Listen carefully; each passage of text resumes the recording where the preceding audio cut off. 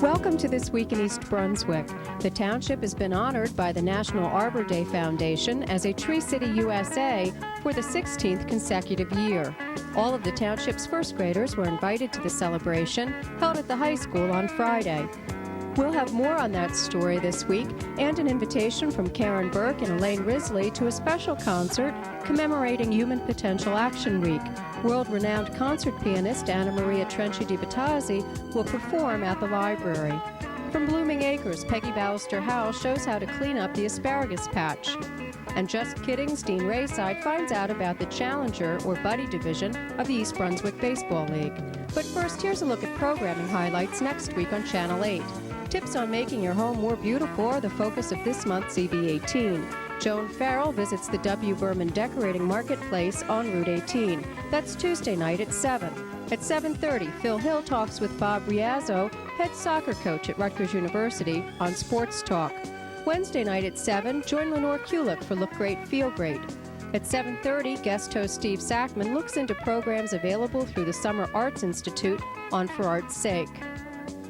The Arts this month profiles the Rutgers Film Co-op, including the New Jersey Media Arts Center. That's Wednesday night at 8. Thursday night at 7:30, Patty Sullivan offers part 2 of a follow-up on Alzheimer's caregivers. And at 8, it's a new edition of This Week in East Brunswick. Check the Community Bulletin Board for more detailed programming information.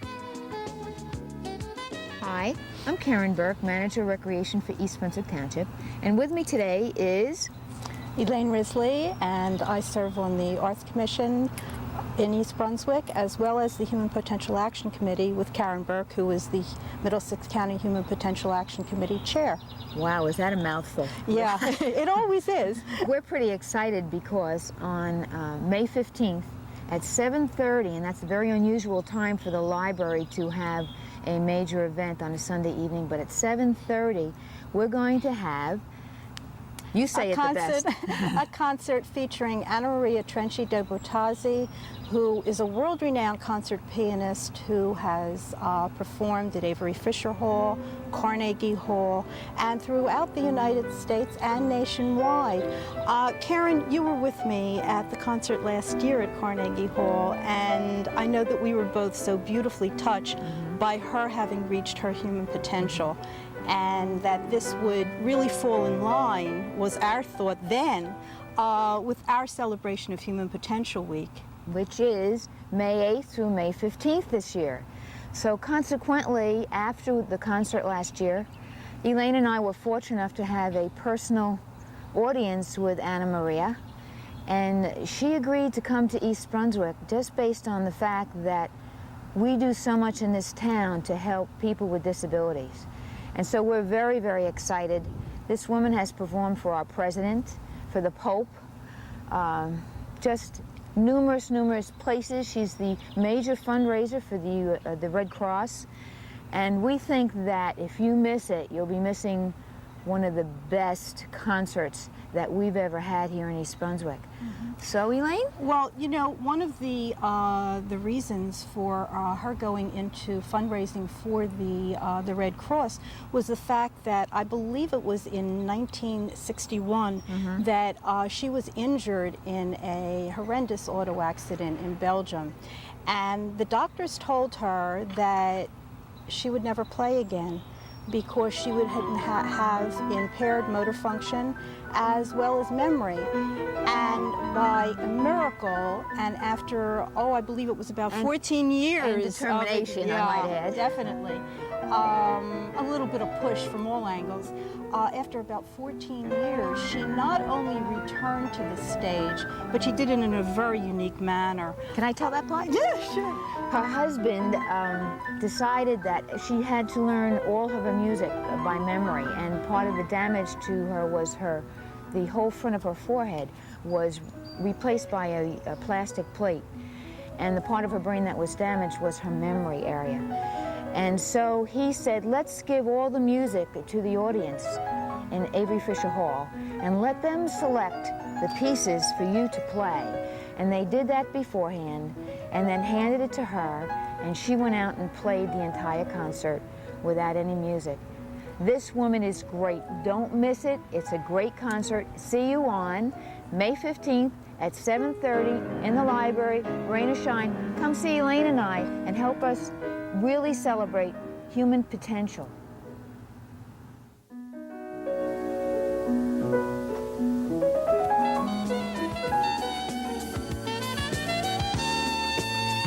One of only 75 communities in New Jersey to be designated a Tree City USA, East Brunswick will now enjoy that title for the 16th consecutive year. A ceremony to celebrate the designation was held Friday at the high school and included 560 of the township's first graders. Master of Ceremonies Monty Block is chairman of the Recreation Parks Advisory Board for the township. The board was responsible for the realization of the handicapped accessible Merrill Playground at Warnsdorfer School and for the Crystal Springs Family Aquatic Center. Playgrounds and trees are a very important part of this township, and our department is very much involved in keeping us beautiful and green. Arbor Day is a very special day to think about trees, and it gives us the opportunity to thank the people who love them very much.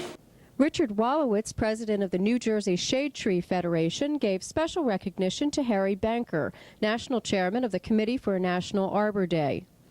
Forester Charles Albert of the New Jersey Bureau of Forestry presented the Tree City USA Award to Town Councilman Anthony Riccobono, who was standing in for Mayor Ira Skowski. In New Jersey, there's 567 communities, and this year approximately 56 has been recognized as tree cities. Less than 10%. So this is an amazing thing. And East Brunswick is one of the oldest ones. This is their 16th year. And if you look behind us, you'll see one of the first Tree City flags they received. And I'm proud to present them their 16th on behalf of the National Arbor Foundation and the State Forester. I congratulate you. Keep up the good work.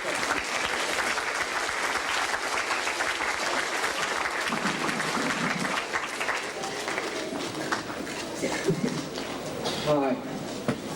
Our Mayor Ira Skowski and our Governor Christy Todd Whitman would both like to have been here today with me, but were not able to. I'm glad that I could be here, and I brought my son, my daughter, and my mom with me. I have the pleasure of reading the Governor's message to you. It contains a lot of whereases.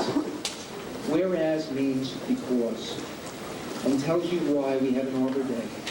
But the real reason we are here today is to celebrate and join together to make our world a better place. A tree is just like you. Once you were very tiny, and because everyone loved you, took care of you, you grew. A tree is just like that. Trees make the world a prettier, greener, and healthier place to live. And you can do that by planting trees. The governor thinks that's a good idea. So she wrote this proclamation. If you want to help me read it, when I raise my hand, you could say whereas. Is that okay with you? You say whereas with me? Okay. Ready? In 1949, the legislators set aside the Friday of April as Arbor Day to promote the planting of trees and to encourage the protection of our forests from fires and pests that destroy the beauty and usefulness of our woodlands, and half of New Jersey's total land area is forested or tree covered, and trees protect our environment, and trees can reduce the erosion of our precious topsoil caused by wind and water, reduce heating and cooling costs, moderate the temperature, clean the air, produce oxygen, and provide sanctuaries for birds and wildlife. Trees are a renewable resource, giving us paper, wood for our homes, fuel for our fires, and countless other wood products. And whereas trees provide pleasing aesthetic qualities along streets and properties in our municipalities, and 75 New Jersey municipalities were honored as Tree City USA communities, and tree planting on home grounds and farms, in schoolyards and parks, and along streets and highways creates an enduring heritage for generations that will follow us, and appropriate tree planting ceremonies to observe Arbor Day are encouraged in public schools throughout the state, and This is the 45th anniversary of celebrating Arbor Day in New Jersey. Now, therefore, Christy Todd Whitman, Governor of the State of New Jersey, does hereby proclaim April 29, 1994 as Arbor Day. Albert also introduced three very popular visitors, Smokey Bear, Woodsy Owl, and Blossom. Tom Williams, Assistant Director of Recreation Parks and Community Services, thanked those who have supported East Brunswick as a Tree City USA, the East Brunswick Women's Club, and the Environmental Commission for their donation of trees to be planted at the high school. Raleigh Davis Realty for donation of more than 600 fir seedlings, which were given with planting instructions to the children attending. Bristol Myers Squibb for the I Love Tree buttons, also given to the children, and Comcast Cablevision for providing the buses for the first graders. Tanya Osnowich from the New Jersey Department of Environmental Protection closed the program with an environmental sing-along.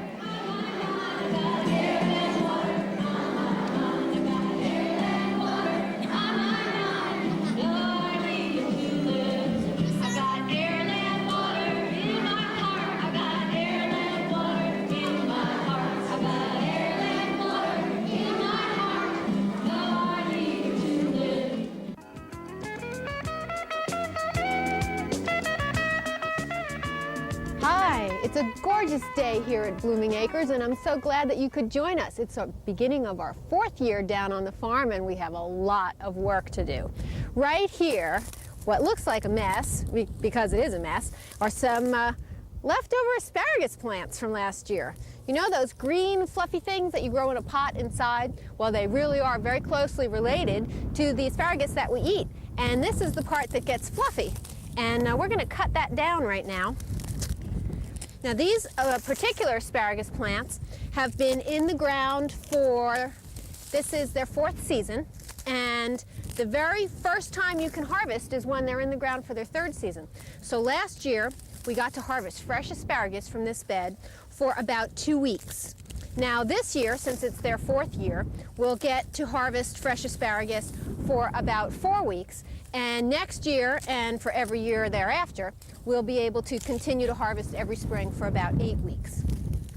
Now this particular asparagus is one of the new varieties that have been released from Rutgers, and it is an all-male super male.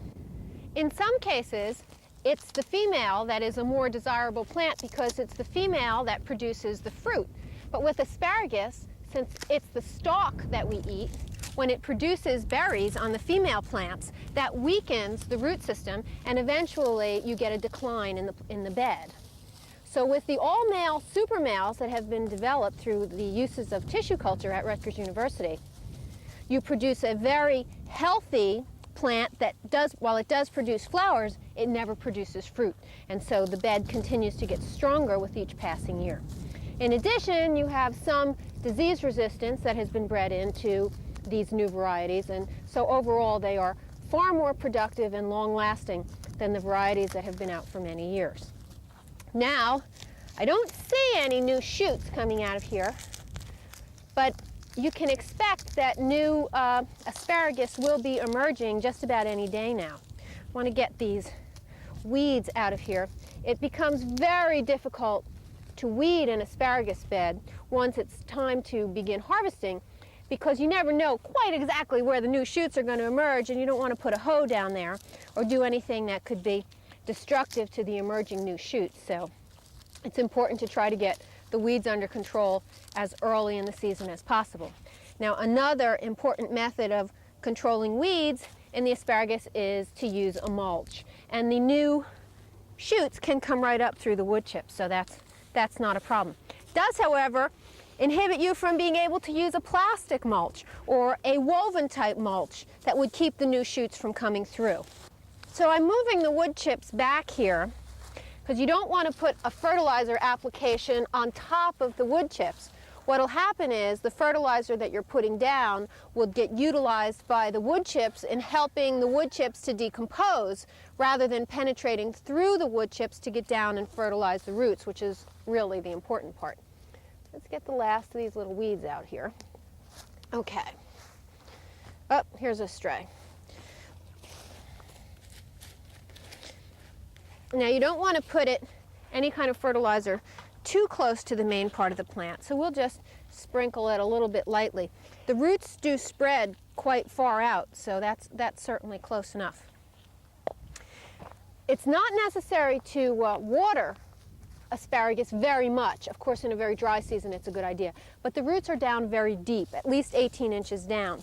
And so that keeps them from drying out during the season. This year, I was concerned about winter damage because the frost went down at least 3 feet. It was a very cold winter. But I've already harvested some asparagus from the other bed we have, so I'm quite convinced that these will be sending up some new shoots shortly. Let's see, we'll even add an extra layer of some fresh mulch.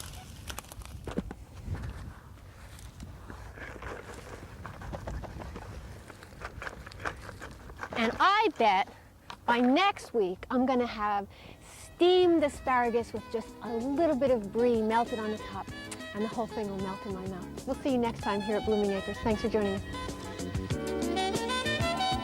It's this weekend, the 1994 Annual Kids Fishing Derby, sponsored by East Brunswick Policemen's Benevolent Association, number 145. If you're new in town or if your kids are now of casting age, don't miss it. It happens at Dallenbach's Lake. Just park in the lot at Crystal Springs Family Aquatic Center and take the path next to the Nature Center to the back lake. The water will be stocked Friday night with 500 hungry fish. Last year's Derby hosted nearly 300 anglers and awarded more than 25 prizes, including one for the largest fish caught, a 23-inch trout. This year, free baseball caps go to the first 100 registrants. Even if you don't catch a fish, which would really be against the odds, you'll be sure to get some hooks, lures, and other fishing gear. The PBA is providing free hot dogs, and Creamaland Dairy and Drake's is chipping in with additional refreshments. Practice up on your casting skills. There are contests for that, too. That's Saturday, May 7th from 9 a.m. to noon at Dallenbach's Lake on Dunham's Corner Road. If you're over 14, bring a valid New Jersey fishing license with a trout stamp. Otherwise, just bring your gear and your bait. A lot of kids in East Brunswick look forward to the spring baseball season. Reporter Dean Rayside spent some time at Managers Field talking to Donna Zupek about the Challenger or Buddy Division of the East Brunswick Baseball League. Donna, who's this league for? It's for children ages 6 to 17 with any kind of learning or disability or physical or mental handicap. Could you describe to us what a PAL does? Sure. PALs are exactly what that says, PAL. They go on the field with the players. They help them out on the field, make sure that they're paying attention to where the ball is, keep an eye on them, make sure they don't get hit with the ball. If a child needs any kind of physical help picking up a ball or can't reach a ball, they're allowed to pick it up for them and give them the ball. Can the PALs actually play, or do they? No, they don't play at all. We try to keep them as uninvolved as possible in the whole play of the game. We want them just basically there to make sure nobody's going to get hurt and to make sure the players are paying attention, but we want the players to do as much as possible for themselves. Craig, what team are you on? Panasonic. What position do you play? First base. What do you like most about this league? Basically just like playing baseball. I've been a baseball fan. I've been playing baseball ever since I was a little kid. What do you like most about baseball? Hitting. What's your ultimate goal to accomplish in this league? And my ultimate goal is to prove to other people that just because you have a disease doesn't mean you can't play any other sport, and that means like not be good at one sport. See, I'm good at like a lot of things. I bowl, I play baseball, and I play football. Why are you a PAL? Because it's fun and it's interesting. Do you like being a PAL? Yeah, it's fun. In order to be a PAL, do you need to know a lot about baseball? Well, you have to know where the bases are and where to run and where everything is. Do you have any tips for working with handicapped children? Just to be patient and be yourself. Would you recommend this to other children? Yeah, it's fun, and I would recommend it. What do you like best about being a PAL? I like helping the other people and helping them know how to bat and how to run. Have you made any friends? Yeah, I'm friends with Kelly and Justin, who's one of the handicapped people, and my buddy Kenny. If you'd like to find out more information about being a PAL, please call 613-1194.